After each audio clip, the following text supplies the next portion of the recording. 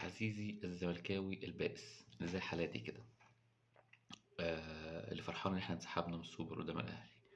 احب اقول لك حاجه كده، افتكر كده او اعرف دي يعني.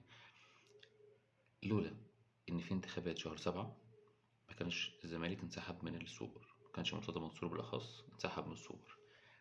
ارجع كده للتاريخ، مفيش قرار اتاخد من مرتضى منصور مع جماهير الزمالك، مفيش اي قرار اتاخد مع جماهير الزمالك، وبالذات في الماتشات اللي فيها انسحابات. طيب، افتكر كده ماتش الاهلي والزمالك اللي قاعد يقول لك احنا ودينا الاشبال والناشئين وفي الاتوبيس ونزلوا يجيبوا معرفش ايه منين والهري اللي كان بيحصل ده كله. ما كانش في حد موافق ان احنا ننسحب من الماتش دوت يعني. كل ده، كل اللي حصل ده كله علشان شعبية مرتضى منصور وأمير وأحمد قلت.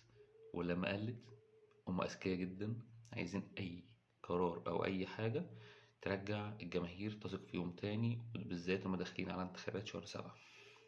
كل دي نمرة، كل دي معمولة لولا اللي مفيش انتخابات. كان اللي حصل ايه؟ هنلعب ماتش السوبر حفاظا على استقرار النشاط الرياضي في مصر، ومش هنعمل شكوى للفيفا عشان ما نوقفش النشاط الرياضي في مصر.